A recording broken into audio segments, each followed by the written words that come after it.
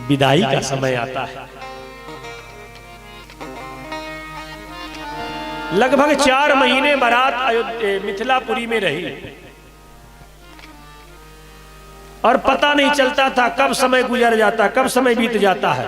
इतना आनंद, स्नेह पास में जनकपुर के लोगों ने बारातियों को बांध लिया था। जनु स्नेह में बंधे बाराती। दुनिया में प्रेम से बड़ा कोई बंधन नहीं है, और संसार के बंधन तो टूट सकते हैं कि पर प्रेम का बंधन ऐसा होता है जो तोड़ने से नहीं टूटता। और जनकपुरी के लोगों ने प्रेम के बंधन में मानो प्रभु श्री राम को, उनके सखाओं को, बारातियों को बांध लिया था। खूब आनंद, सारे सखाओं का भी ब्याह हो गया। कहते नेंग में भगवान राम ने यही मांगा था कि अगर नेंग देना ही चाहते हो कलेबा में, तो जो मेरे जितने कुंवारे मित्र हैं सबका ब्याह रचा दो। इसीलिए प्रत्येक घर में मंडप गड़े थे, घर घर में मंडप गड़े थे, घर घर में भावरे हो रही थी। इतना आनंद जनकपुर में। धीरे धीरे अब चलने का नंबर आता तो सबसे प्रथम विदा लेने वाले वाल्मीकि महाकाव्य के अनुसार महर्षि विश्वामित्र जी थे। अथ रात्र्यां व्यतीताया विश्वामित्रो महामुनि आपृष्टाताम चाराजानौ जगामोत्तर पर्वतम। विश्वामित्र जी महाराज ने कहा, हे राजन, अब हमें विदा करें। मेरा जो काम था वो हो गया, अब मैं उत्तर दिशा की ओर जाना चाहता हूं। सब लोगों ने कहा, महाराज इस सारे कार्य के प्रधान पात्र तो आप थे, सारे काम में, सारे विवाह के कृत्यों में आपकी भूमिका थी, विश्वामित्र जी की ही तो भूमिका है।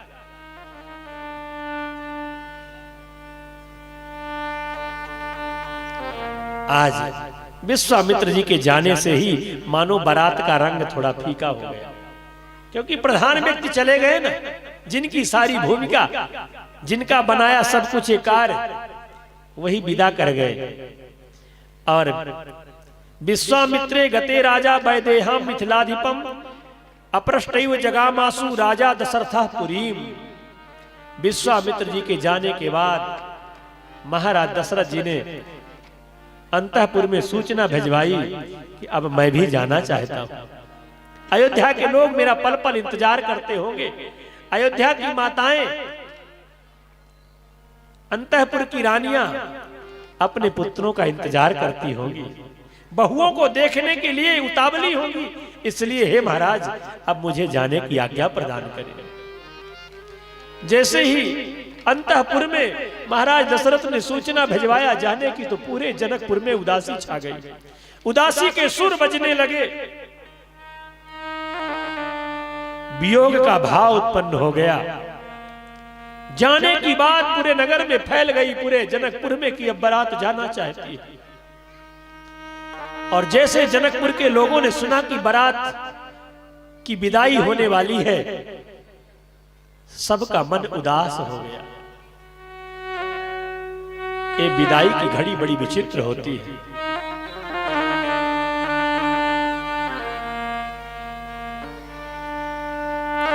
राम जी महाराज मैया सुनैना के पास जाते हैं, हाथ को जोड़ा और हाथ जोड़ करके माता जी से विदा मांगते हैं। राम विदा मांगत कर जोरी। कितने विनीत भाव से प्रभु श्री राम ने कहा, मां अब मुझे विदा दो, मैं जाना चाहता हूं। मैया सुनैना की आंख में आंसू आ गए।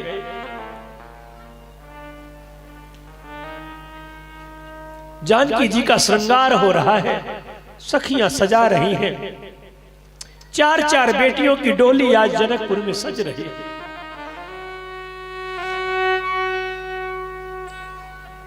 करुण क्रंदन छाया हुआ है। मेरे आंखों की पुतलिका जानकी आज मेरे पास से चली जाएगी। जानकी जी की, विदेह नंदिनी जी की जो सहेलियां हैं, उन सबके आंखों में आंसू हैं। सबके दिल को जीत रखा था मैथिली ने। नारी जीवन हाय तेरी ये कहानी, आंचल में है दूध और आंखों में है पानी।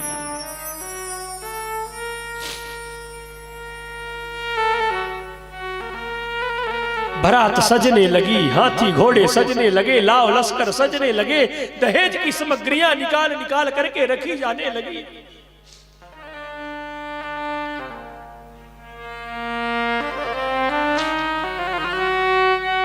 अंतःपुर की नारियां रुदन कर रही हैं।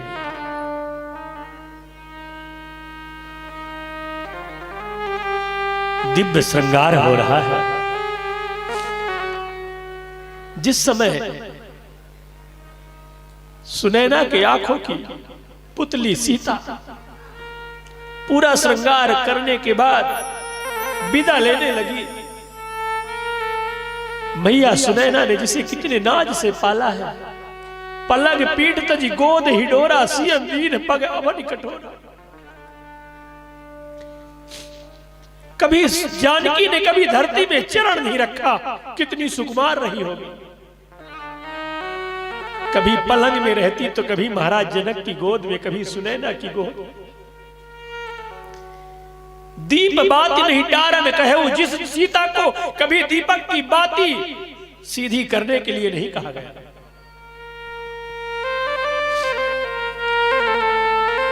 ऐसी बेटी सीता आज विदा ले रही है। मैया सुनैना ने कहा, बेटी तू ससुराल जा रही है, पर एक बात का ख्याल रखना, दोनों कुल की मर्यादा तेरे हाथ में है बेटी। सुख की याद नहीं करना, दुख की फरियाद नहीं करना। मैया कौशल्या को अपनी मां मानना और महाराज दशरथ को पिता मानना। भूल करके भी कभी तेरे ससुराल से कोई उल्हना न आए बेटी, इस बात का ख्याल रखना। बेटी दो कुल को तारती है, बेटा तो एक कुल को ही तारता है। इस दुनिया के रंगमंच में बेटी का जो पात्र है कितना निस्वार्थ है, कोई कामना नहीं होती। एक नए जीवन की शुरुआत होती है।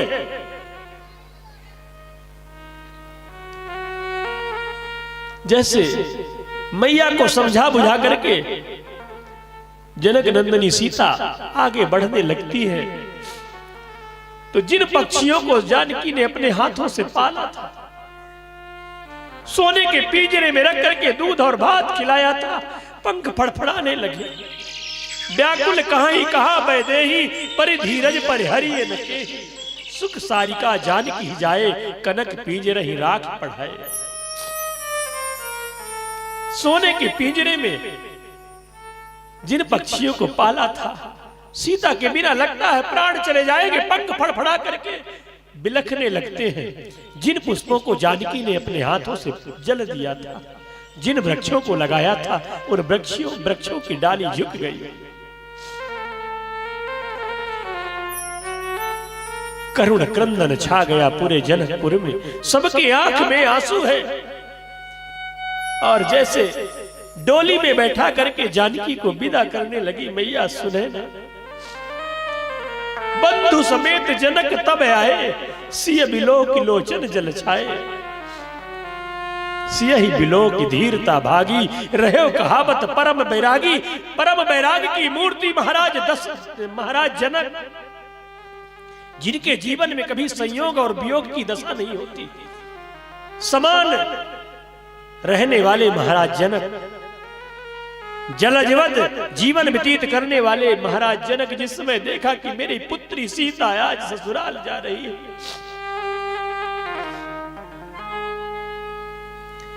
पुत्री की विदाई देखकर जनक जैसे ज्ञानी का धैर्य छूट गया और सिसकियां मार के जनक जी रो पड़े।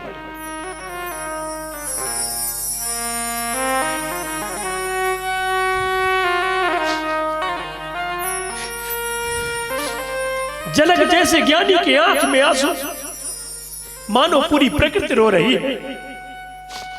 जनकपुर के दीवारों से आंसू आ रहे हैं। बाहर सीता तेरा जीवन, कितना त्याग में जीवन रहा होगा।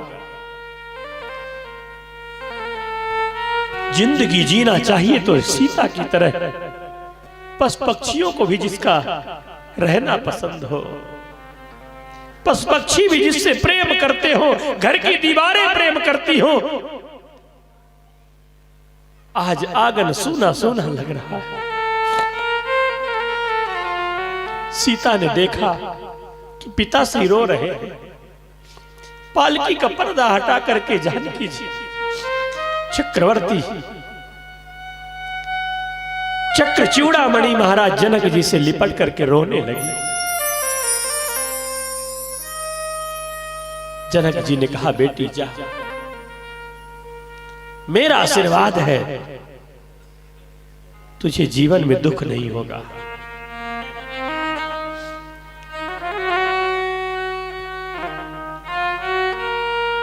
धीरे धीरे बारात आगे की ओर बढ़ने लगी। महाराज जनक सीता की पालकी को पकड़े हुए बहुत दूर तक चले गए।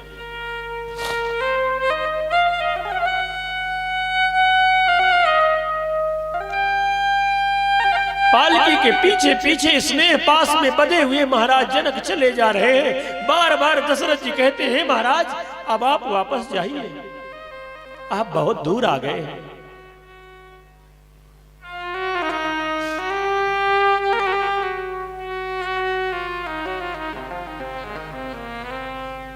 कितना मां का स्नेह इस दुनिया में, मां से बड़ा कौन हो सकता है। इसीलिए वेद शास्त्र कहते हैं कि कोई भी संतान अपने पिता के ऋण से तो ऋण हो सकती है, पर मां के ऋण से ऋण नहीं हो सकती, चाहे उसे कई जन्म लेना पड़े।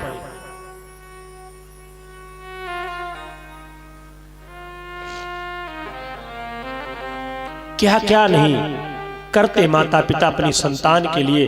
देखिए, माता पिता के आंख में दो बार आंसू आते हैं जिनके कभी ना आते हो।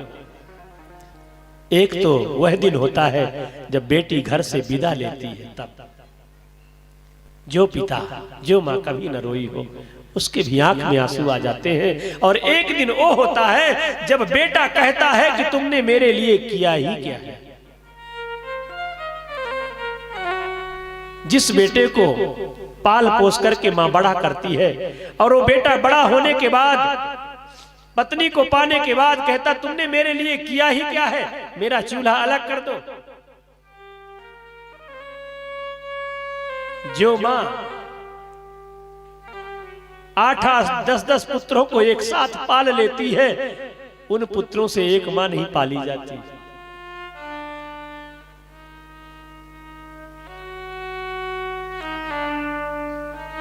कुपुत्रो जायते क्वचिदपि कुमाता न भवति। पुत्र भले कुपुत्र हो जाए पर माता कभी कुमाता नहीं होती। एक घटना मुझे याद आ रही है। किसी नगर में गरीबी से पलता हुआ एक परिवार था। बूढ़ी मां जो अंधी थी, उसके एक ही बेटा था उस मां के। गरीबी में पढ़ा लिखा करके बेटे को बहुत बड़ा कर दिया। बेटा बहुत बड़ा अधिकारी बन गया, विदेश चला गया। अब जब मां कभी मिलना चाहे तो मां से घृणा करता था। लोग कहते थे अंधी का बेटा है।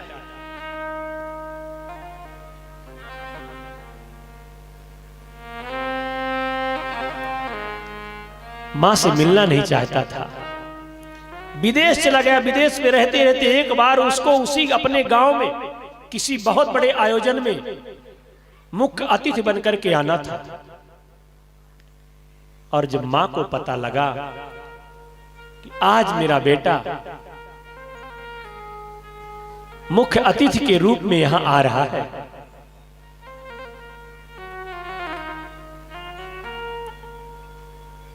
तो मां ने एक पत्र लिखा कि बेटे, प्रिय बेटे, मुझे मालूम है कि तू आज गांव आ रहा है। इसलिए मैं इस नगर को छोड़ करके जा रही हूं। कहीं ऐसा ना हो कि कोई कह दे कि ये अंधी का बेटा है। पर जाते जाते एक बात बताना चाहती हूं। पत्र में लिखा कि जब तू बहुत छोटा था तो छोटी स्कूल में पढ़ता था। एक दिन रोड को पार कराते हुए कार दुर्घटना में तुझे चोट आई थी और तेरे दोनों नेत्रों की ज्योति चली गई थी। तू संसार को नहीं देख सकता था बेटे, तब मैंने अपने दोनों नेत्र तुझे दे दिए थे।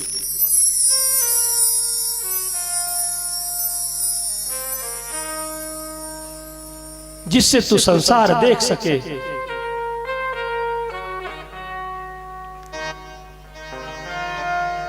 अंतिम में लिखती है कि तुम्हारी अंधी मां, जिस समय उस पुत्र ने पत्र को पढ़ा, आंख के आंसू नहीं रुके। उसे तब मालूम पड़ा कि जिस मां से मैं घृणा करता था कि ये अंधी है, मुझसे मिलने आती है तो मेरी तौहीन होती है। आज मैं सुंदर हूं, संसार देख सकता हूं तो उस मां की आंख से। कितनी बड़ी मां की कुर्बानी होती है बेटे के लिए, संतान के लिए कितना बड़ा त्याग होता है। और वह बेटा कह देता है बड़ा होने के बाद कि तुमने मेरे लिए किया ही क्या है। आज जानकी जी की जब विदाई हुई, पूरा जनकपुर रो रहा था। माता पिता ने आशीर्वाद दिया और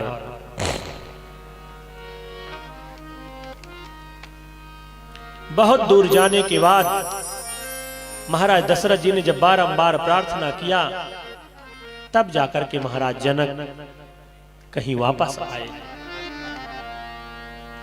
वाल्मीकि महाकाव्य के अनुसार रास्ते में महर्षि परशुराम जी मिलते हैं। रामचरितमानस के अनुसार तो धनुष टूटने के तुरंत बाद परशुराम जी आ जाते हैं, पर वाल्मीकि महाकाव्य में रास्ते में परशुराम जी मिलते हैं। जब परशुराम जी आए तो मानो तूफान आ गया हो, सबके नेत्र बंद हो गए। इतना विकराल का स्वरूप। महाराज दशरथ जी तो कांप गए। राम से कुछ वार्ताएं हुई, इसमें लक्ष्मण का संवाद नहीं है। राम जी से वार्ताएं होती है। जम्भितम धनुर्दृष्ट्वा सैवम विष्णु पराक्रमैः अधिकम मे निरे विष्णु देवां सष्मी गणास्तथा। वाल्मीकि जी महाराज लिखते हैं कि राम जी से कुछ वार्ता हुई और जो विष्णु भगवान का धनुष परशुराम जी के पास था, उन्होंने कहा कि वास्तव में तुम ब्रह्म हो, इस धनुष में प्रत्यंचा चढ़ा दो तो मुझे विश्वास हो जाएगा। तो देत चाप आप ही चली गए, परशुराम मन विस्मय भयउ। वह धनुष अपने आप ही चढ़ गया, परशुराम जी को विस्मय हुआ। और जैसे धनुष चढ़ा परशुराम जी से, प्रभु श्री राम ने कहा कि देखिए मेरा बाण अमोघ है, यदि चढ़ता है तो कहीं ना कहीं चलता है। आपके पास दो चीजें हैं, एक तो पुण्य लोक है और दूसरे आपके पास मन के समान गति है। दो में से किसे मैं मार दूं? कहते तामिमं मदगतिम वीरम हंतुम नारहसि राघवो मनोजवम गमिष्यामि महेंद्रम पर्वतोत्तमम। हे राम, यदि मेरी गति को मार दोगे तो मैं महेंद्राचल पर्वत कैसे जा सकूंगा? क्योंकि मेरा नियम है, इस पृथ्वी को मैं ब्राह्मणों को दान दे चुका हूं, तब से इस पृथ्वी में रुकता नहीं। मैं कहीं भी रहूं पर रात्रि में महेंद्राचल पर्वत चला जाता हूं। इसलिए मेरी गति को बाधित मत करो। यदि मारना है आपको तो मेरे पुण्यों को मार दो। तो प्रभु श्री राम ने अपने बाण से उनके जो अनुपम लोक थे उनको नष्ट कर दिया। और परशुराम जी महाराज प्रणाम करके तपस्या करने के लिए चले जाते हैं।